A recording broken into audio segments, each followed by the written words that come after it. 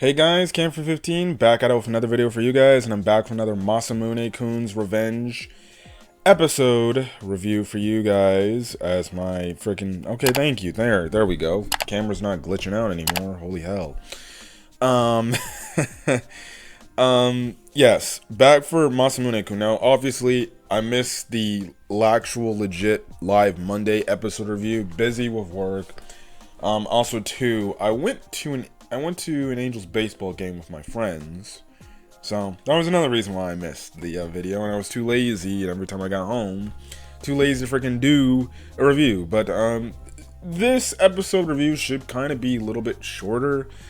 I always say that, and then somehow I always draw out the video to be longer than I think it's going to be longer. But pretty much this episode kind of covers the aftermath of what happened with Aki and Masamune after Paris, and we literally start the episode where they're already back in Japan from Paris, from their trip and everything. Now, we kind of see, we only have mostly the episode is kind of around Masamune's kind of whole idealistic thinking of obviously what he needs to do in this situation to pretty much get Aki to like him again or be on his side again.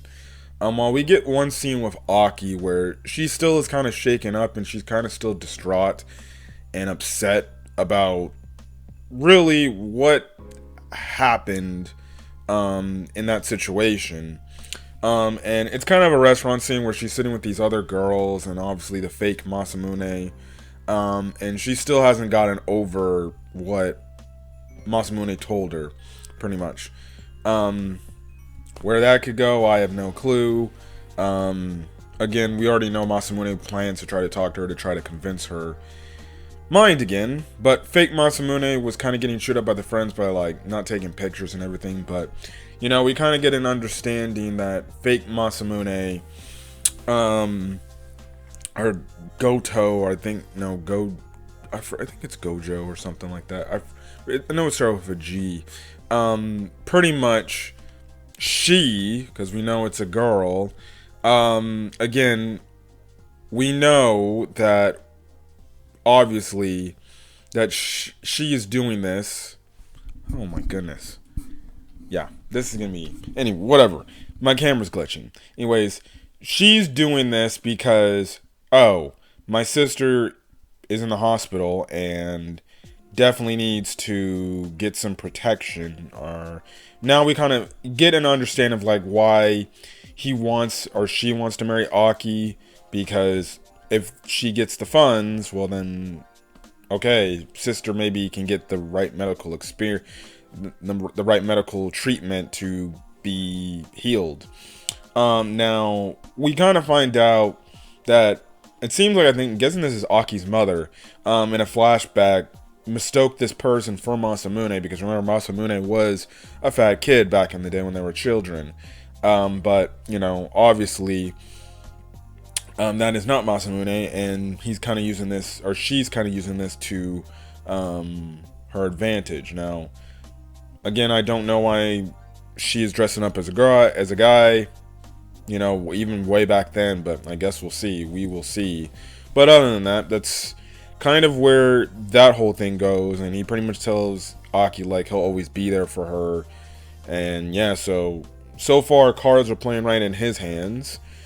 In the meantime, in the meantime, we kind of have it to where this entire episode is focused around Masamune. He has a talk. He pretty much goes on a walk with the one girl. I forgot her name. Sorry, I'm not looking it up on my phone. Whatever. I could care less.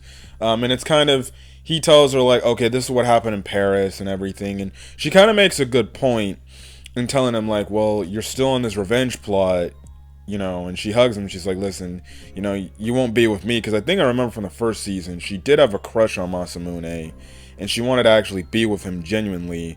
And she asked him the question, you don't want to be with me genuinely for somebody that actually likes you a whole lot. You'd rather be with Aki, albeit for the spirit of revenge, just to get back at her for what she did to you as a child. In a way, it was kind of the whole thing of just to get back who's wronged you. which she kind of makes a good point, like, well, then what's the freaking point in trying to make this girl fall in love with you if this girl obviously falls in high over heels in love with you and she likes you? You're just gonna break her heart because, oh, you dumped me or you said these hurtful things back in the past. That makes absolutely no damn sense, and everything. So they end up getting chased by I think Mariel's brother again, but the thing is, the brother is like, I won't hurt you this time, and pretty much gives Masamune this manga comic of Aki and him, you know, like actually legitimately hooking up and being a couple.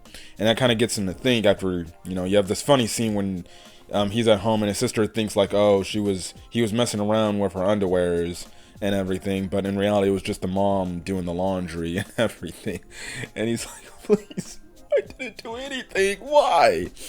And then that leads into the last moment of the episode where he goes by Aki's place. He goes by, obviously, Yoshino, the maid, and pretty much that's when he puts two and two together and he's like, listen, you know, and funny enough, you know, when she first sees him, she calls him Pig's Foot. And he pretty much goes on to recall that moment, and then he pretty much goes on to say, well, you see, there's only a few people that would call me Pig's Foot. And the thing is, Aki never knew that nickname, Pig's Foot, which only means one person left.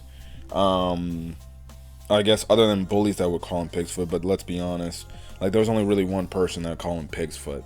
And at that point, that's where the episode ends off, and you can pretty much easily tell, like, okay, he deduced that it was Yoshino, and as the scene is showing, you have it to where it looks like a younger Yoshino was wearing a wig that looks similar to that of Aki. And everything. Now, why Yoshino did that, who knows? Maybe she potentially felt jealous that Aki was spending all the time with Masamune. Who knows? But, yep, pretty much the answer gets confirmed in this episode of the fact that, well, Yoshino was the person behind it the entire time. So, in a way, Yoshino caused this whole issue all the way back then. Made a guy who had probably feelings for a girl, you know, well, go away and want to take revenge on her. And you pretty much make, well, let's be honest, your friend / your boss, I guess, lose a guy that she probably deeply cared about. So that's kind of the thing right then and there. So it's going to be very interesting to see where the next episode goes next Monday.